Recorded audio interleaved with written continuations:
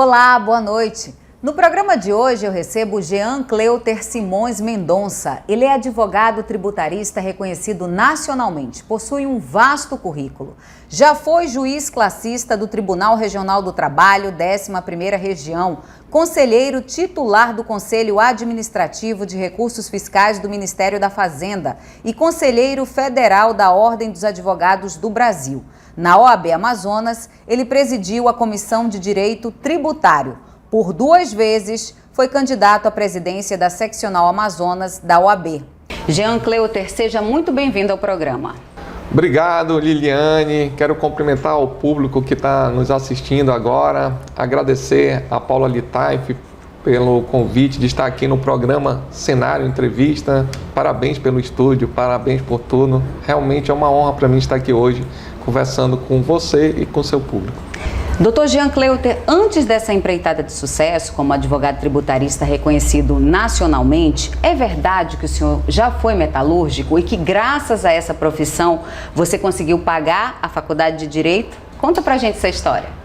Sabe, Liliane, ao público que está nos assistindo, tudo na vida é uma construção. Eu tive a oportunidade de começar a trabalhar aos 16 anos com meu pai na metalúrgica e foi uma experiência incrível. Até digo que eu tenho saudades de fazer projeto, não que eu seja projetista, né? Aqueles projetos empíricos que a gente faz projetando grades, estruturas metálicas e, lógico, depois passa para o profissional técnico para que ele faça os cálculos estruturais e aos profissionais também da arquitetura para que deixe de uma maneira adequada. E esse final de semana foi interessante, que eu risquei um projeto e mostrei para minha filha. Ela falou, pô pai, ficou legal o projeto. Então foi uma oportunidade muito legal.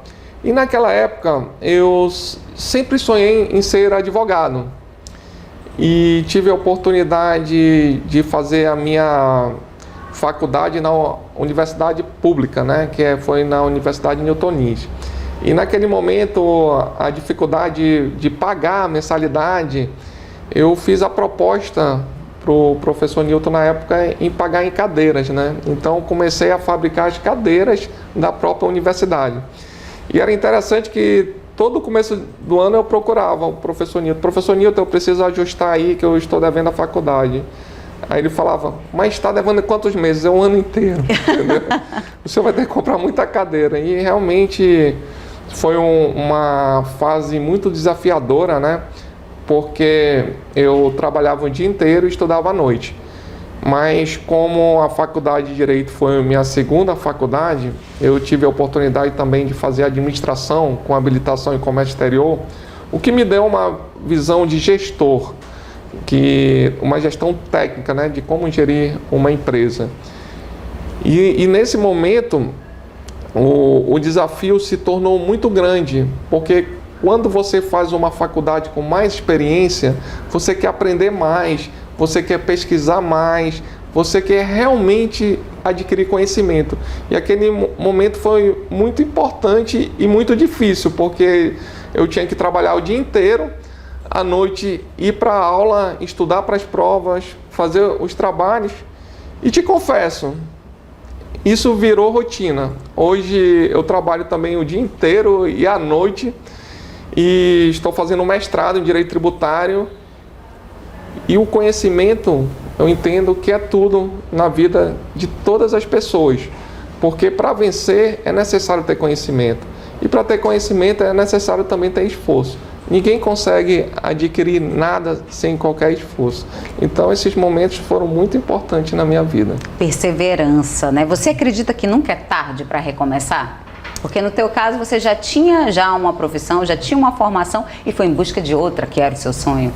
Pois é, eu sempre tive o sonho de fazer o IBET, que é o Instituto Brasileiro de Estudos Tributários. Quando eu tive a oportunidade de ser conselheiro do CARF, eu percebi que 80% dos conselheiros eram especialistas pelo IBET. E em 2015 eu tive a oportunidade de conhecer o professor Paulo de Barros Carvalho, que é um dos maiores tributaristas do Brasil, que criou a regra matriz de incidência tributária e que tem a escola do construtivismo lógico-semântico.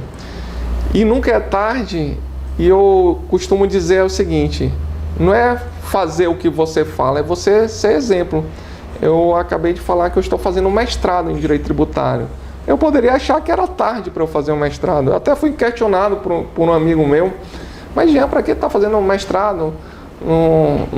Você já tem um escritório estabelecido e tudo. Eu faço porque eu entendo que conhecimento é o maior bem que nós podemos ter. E faço também, e faço questão de divulgar isso nas minhas redes sociais para dizer que nunca é tarde, que os desafios estão presentes para nós superarmos. Não é fácil fazer um mestrado de Direito Tributário depois de conhecer os professores. É complicado. Tem professor que a cobrança acaba sendo maior de que de um aluno que esteja fazendo o que a pessoa pode entender que é no momento certo. Não existe momento certo. Eu acho que você sempre tem que buscar os seus sonhos a qualquer tempo. Vamos falar agora da sua carreira na advocacia, né? Como é que foi a sua estreia? Teve algum momento marcante? Montar o próprio escritório sozinho ainda é um desafio para advogados iniciantes. Na sua história que eu pesquisei, né? Eu quero que você confirme, né? Você não teve padrinho, você foi com a cara e com a coragem, né? Conta pra gente como foi esse início.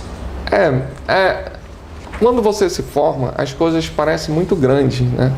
Por exemplo, eu olhava para o fórum com uma coisa enorme, até com medo de entrar no fórum, não saber como pegar o elevador, como é que eu vou me comportar. Eu acredito que isso é normal para todas as pessoas, o medo do início. Direito foi a minha segunda faculdade, eu já me formei com 30 anos, então eu já tinha uma família, já tinha um filho. Eu optei para ir para um escritório consolidado. Por que eu fiz essa opção? Porque eu tinha que errar menos e tinha que garantir algum valor mensal para poder pagar as contas. Senão eu estaria numa situação mais crítica. Agora, tem advogados que podem fazer a opção de abrir logo o seu escritório jurídico. Aí vai de cada pessoa. E por que também eu fiz a opção de entrar num escritório onde tinham advogados mais experientes? Porque eu teria que errar menos. Hoje, por incrível que pareça, tem muitos advogados que me ligam: Jean, eu queria reunir contigo, que eu quero montar um escritório, eu queria alguns conselhos. E no dia a dia mesmo, a gente acaba discutindo com os nossos colegas advogados qual é a tese que você usaria para aquele caso, como é que você faria essa defesa, como é que você faria esse recurso. Então, eu entendo que a advocacia ela é uma grande sinergia. No meu ponto de vista, eu não acredito que você possa ser individualizado na advocacia. Eu sempre acreditei em ter um escritório com mais pessoas, e eu tenho uma frase que eu gosto muito de falar. Na advocacia é você dividir para somar. Mas não só a questão monetária, a questão de conhecimento. Eu tive a oportunidade de ministrar aulas na universidade, e você distribuir conhecimentos também é muito legal, porque interessante, o professor ensina o que ele sabe e aprende muito com os alunos. Então essa troca de informação, ela é constante na advocacia e não deve parar nunca. Por isso que eu acho muito interessante você sempre estar em sinergia com os colegas. Porque todo dia tem uma lei nova, tem uma alteração, tem um julgado, então estudar no direito não vai parar nunca. Na OAB, você presidiu a Comissão de Direito Tributário e junto ao Congresso Nacional você aprovou uma histórica inclusão da advocacia no regime do Simples Nacional, gerando isso uma economia para os profissionais de direito, os advogados. Conta pra gente como é que foi esses bastidores, porque é bem complicado, né, conseguir aprovar um projeto. Conta pra gente como foi esses bastidores. Interessante é o seguinte, a experiência em todas as profissões ela é muito importante. Antes de eu ser presidente da Comissão Nacional de Direito Tributário, eu fui secretário da comissão da gestão anterior. E ali eu percebi que nós devíamos fazer algum projeto que pudesse ajudar efetivamente o dia a dia do advogado. E hoje nós temos uma tributação alta. para a advocacia. Nós podemos dizer que nós temos 3 regimes tributários, que é o regime do Simples Nacional, o regime do lucro presumido e o regime do lucro real. O que ocorre? Naquele momento, quando eu assumi a presidência, na primeira reunião, nós temos que fazer algo que seja relevante para a advocacia. E tinham 2 projetos da inclusão da advocacia no Simples Nacional parados no Congresso Nacional. E nós passamos a trabalhar esses projetos. O interessante é o seguinte, naquele momento foi criada a Secretaria da Micro e Pequena Empresa, que tinha um ministro Afif na frente da secretaria. E foi determinado pelo então governo da época que fossem incluídos os máximos de profissões possíveis, como foram incluídos publicitários, vários outros médicos. E aí nós começamos a discutir a advocacia. E naquele momento tinha o dia da votação na Câmara dos Deputados. O projeto originário era da Câmara dos Deputados e nós fomos para o dia para a votação. Interessante. Levantamos que na época tinham 73 deputados advogados. Então a gente já deixou eles meio na linha de frente para qualquer problema. E naquele momento tinha uma tropa da Receita Federal que estava pedindo a não inclusão da advocacia. E a Secretaria da Micro e Pequena Empresa a inclusão, ou seja, aquilo foi muito interessante, porque 2 órgãos do mesmo poder, do Poder Executivo, com pedidos divergentes. Incrível, né? Aí nós conseguimos manter a inclusão, só que eles mudaram a tabela da advocacia. E qual foi o problema de mudar a tabela? Eles mudaram para a tabela 4, que começaria em torno de 12%. Hoje o lucro presumido fica entre 13% e 15%, dependendo do adicional do imposto de renda. E eu falei para o presidente à época, o Marcos Vinícius de Coelho Furtado, eu falei, presidente, se a gente sair daqui com essa aprovação, a gente não tem nem o que comemorar, porque nós vamos ficar mais ou menos na mesma alíquota. E nós começamos a articular como resolver isso. E isso consta nas atas do Congresso. A única profissão que teve uma votação em destaque foi a da advocacia. Foi o destaque para mudar da tabela 4 para a tabela 3, que começaria a tributação em 4,5% para os advogados que ganham até R$180 mil por ano. Por que nós fizemos essa opção? Nós tínhamos que atingir a base da pirâmide, porque senão não iria valer a pena todo esse trabalho. Esse esforço todo. E eu comecei a perceber algumas coisas no Congresso Nacional interessantes, né? Existe o líder das bancadas e o líder que determinava como seriam os votos. E os deputados só seguiam o líder. E naquele final, tinha algumas bancadas que liberaram os seus deputados para votação. E aquilo criou uma apreensão, né? Pô, se eles estão liberados, como é que eles vão votar? E nós corremos lá com os deputados e, graças a Deus, foi um trabalho que foi aprovado primeiramente na Câmara dos Deputados, depois foi para o Senado. Confesso, o Senado é bem mais tranquilo, entendeu? De que o número é menor, né? E não ocorreu modificação, mas depois nós tivemos um contratempo, porque havia uma possibilidade da presidente, na época, vetar a advocacia, porque eles teriam feito um cálculo que a diminuição de arrecadação tributária ia ser muito grande com a mudança da advocacia para o Simples Nacional. E nós contestamos aquilo com alguns números também que nós tínhamos e falamos o seguinte, que não seria, pelo contrário, era uma possibilidade de vários advogados se regularizarem. E a gente sabe, né, Liliane, que a questão de linguagem é muito complicada. E naquele momento eu fui entrevistado por algum repórter e eu falei, olha, E o governo está pensando de forma equivocada, porque nós vamos ter a oportunidade de vários advogados estarem regularizados. E a notícia saiu assim: o presidente da comissão fala que muitos advogados que sonegam, entendeu? Podem. Não foi isso que eu disse, entendeu? Mas, graças a Deus, foi um trabalho. Uma experiência, né? Uma experiência incrível dentro do Congresso, você indo para um lado, para outro, preocupado com a vírgula que vai sair na lei, que é muito comum na Zona Franca também, que todo dia a gente tem um susto aqui com alguns projetos de lei, né? Então, realmente foi uma experiência interessante. E hoje, sabe qual é a minha maior felicidade, Liliane? E é o nosso público que está nos assistindo hoje. Quando eu encontro com um colega e falo assim, pô, Jean, eu estou economizando o tributo.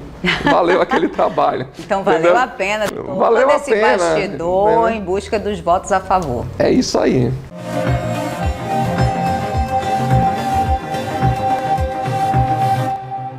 Universo da informação sem preconceitos, a pluralidade dando o tom das pautas, temas considerados tabus na sociedade debatidos de forma leve por quem entende do assunto. Cenário em Diversidade, toda a sexta às 6 da tarde na TV Cenário. Acesse revistacenarium.com.br. Música, séries, cinema, literatura, arte, aventuras. Várias outras dicas para você aproveitar melhor o seu fim de semana, você confere no Cenário Recomenda. Toda semana, a equipe da revista Cenário separa as melhores dicas para indicar para você e toda a sua família. Confira! Sábado, 3 da tarde, no site da revista Cenário e redes sociais. Os cases que se tornaram sucesso no estado, experiências que deram certo, histórias de superação, grandes nomes do empreendedorismo na Amazônia. Tudo isso e muito mais você confere no programa Empreender na Amazônia na TV Cenário. Toda quarta às 7 da noite, com a apresentação do economista Marcos Evangelista. Confira revistacenarium.com.br.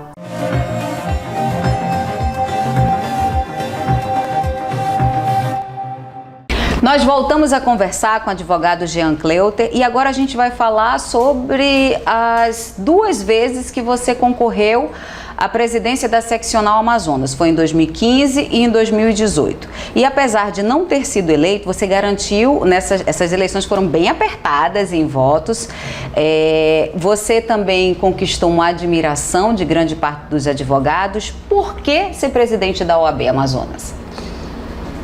Bem, Liliane, ao nosso público que está nos assistindo hoje, eu acho que a nossa vida ela é feita de vários momentos. Um momento de descobrimento, né, que é aquele momento da adolescência, você virando adulto e tal, vai descobrindo muitas coisas. Momento de conquistas. Tem um momento, pelo menos comigo, foi assim, um momento de muita materialidade, né? Eu quero ter aquilo, eu quero conquistar isso. Aí depois você vai amadurecendo e vendo que a conquista depende do conhecimento. Então, aquele momento de estudar mais, de ter qualificação técnica. E tem um momento de agradecimento, que é daquilo, tudo que você conquistou, você entende que a vida é passageira e que você pode também ajudar as outras pessoas a vencerem e a chegarem onde elas querem. E com isso, eu entendo que eu estou num momento da minha vida que eu quero servir a advocacia, quero servir a sociedade, quero distribuir um pouco das conquistas que eu tive para que a gente possa também ajudar as pessoas a melhorarem e a conquistarem seus objetivos. Então eu estou num momento de servidão e eu acredito que isso é muito importante para todas as pessoas. Circulam aí nos bastidores que seu nome é muito cogitado a concorrer novamente à presidência da Seccional Amazonas. Confirma pra gente com exclusividade, você vai disputar novamente? Bem, a todo o público que está nos assistindo, acompanhando, Liliane, vocês viram que eu sou uma pessoa resiliente, né? Eu não poderia desistir jamais. Lutar sempre, desistir jamais. Eu acredito que tudo na vontade de Deus. tudo que você faz de forma positiva, construtiva. Eu sou uma pessoa que entende que construir pontes é o que há de mais importante na vida. Destruir pontes é uma coisa muito simples, porque com uma bomba você destrói uma ponte em 1 segundo. Mas construir é mais difícil, que para construir uma ponte demora mais tempo. Então eu venho nesses 6 anos de disputa construindo pontes, apresentando propostas e doando o tempo para que isso se torne realidade. Eu não poderia deixar de falar que eu pretendo sim disputar novamente a eleição. Estou conversando com muitas pessoas. Graças a Deus, nós estamos construindo um grupo muito legal. Por que eu falo legal? O maior mérito de uma pessoa que pode estar na OAB ou vier estar, não falo do presidente, eu falo de toda uma chapa que tem 83 pessoas, é a vontade de trabalhar. E eu fico muito feliz quando eu converso com uma pessoa hoje e eu vejo nos olhos dela que ela tem vontade de trabalhar pela OAB, pelos advogados. Porque se não tiver essa vontade, nada vale a pena. Então, o mais importante que eu vejo hoje não é a disputa do cargo pelo cargo, é a disputa pelo trabalho para servir. E vou te falar uma coisa que me anima muito o tempo todo, é sempre conversar com pessoas que amam doar parte do seu tempo para trabalhar para o próximo. Então, nós estamos construindo, sim, uma formação de uma chapa para a próxima eleição. Quais seriam as prioridades se eleito? Porque já vai ser a terceira, então, eleição e vocês sempre vêm trabalhando com propostas. Se eleito, qual seria a sua prioridade? Bem, eu acredito numa grande construção. E a OAB ela tem que continuar avançando de forma positiva. Eu entendo que uma das prioridades que nós temos que fazer é unir a classe. É unir a classe para que a classe se torne cada vez mais forte e respeitada nas suas prerrogativas. Em qualquer lugar que você se apresente como advogado, você tem orgulho. Olha, eu sou advogado, vim aqui defender meu cliente. E essa é uma prioridade número 1, que é elevar o nível do reconhecimento do advogado.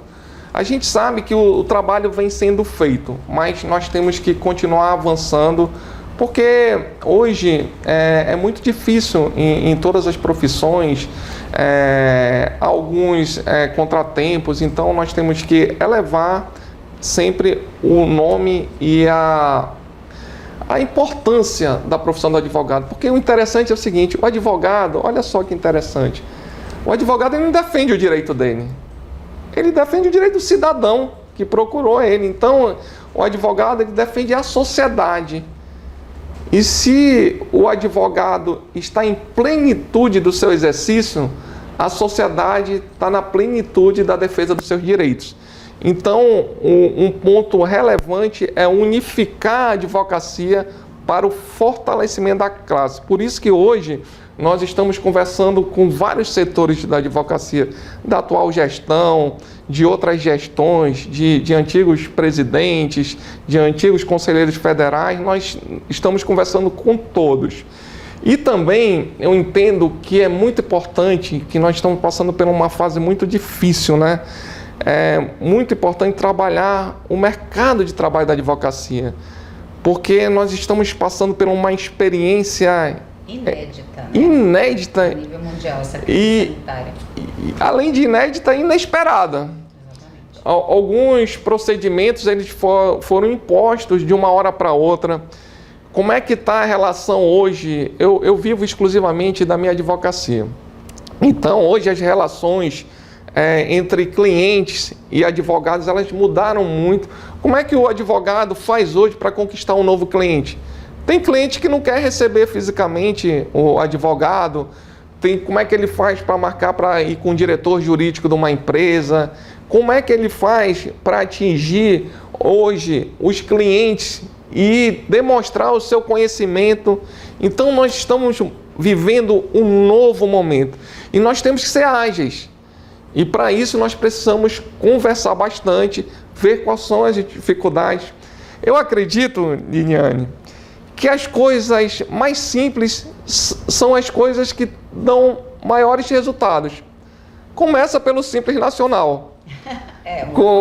Às vezes me chamam, você é o advogado do Simples. E eu acho que isso... na época que eu trabalhava na metalúrgica, eu vi uma história muito interessante. Tinha uma fábrica de fósforo que estava com uma dificuldade, perdendo clientes, porque no meio dos pacotes dos fósforos iam pacotes vazios. E o dono da fábrica fez um orçamento com uma empresa de tecnologia e cobrou um valor absurdo. E o senhor, que estava lá no final da linha da produção, falou o seguinte: por que o senhor não compra um ventilador e coloca aqui no final? Quando a caixa estiver vazia, o ventilador tira ela da linha de produção. Então, bem simples. Uma coisa bem simples. Por isso, voltando aqui ao início da minha entrevista, quando você está na sala de aula, você adquire muito conhecimento com o aluno.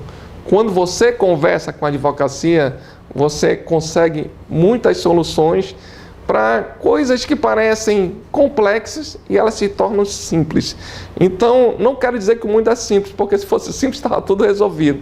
Mas conversar e procurar soluções, é isso que nós temos que fazer. Conciliar, né? Você até adiantou a minha pergunta, que eu ia falar assim, a pandemia, quais são os desafios hoje para o advogado continuar trabalhando? Você acha que o desafio ainda é também, como você falou, a manutenção dos direitos, as prerrogativas dos advogados? Porque a gente ouviu vários casos, né, de desrespeito aos advogados e isso viralizou na internet. Isso nós temos que combater fortemente. Eu tive a oportunidade, recentemente, até fui ao desagravo, a advogada que foi agredida. A OAB foi firme também no caso do advogado em Goiás, foram todos os presidentes para lá. Nós temos que estar firmes na defesa das prerrogativas, como até falo novamente, a prerrogativa não é do advogado, é do cliente do advogado e é do cidadão. Então, prerrogativa de respeitado é o cidadão de respeitado, não é advogado.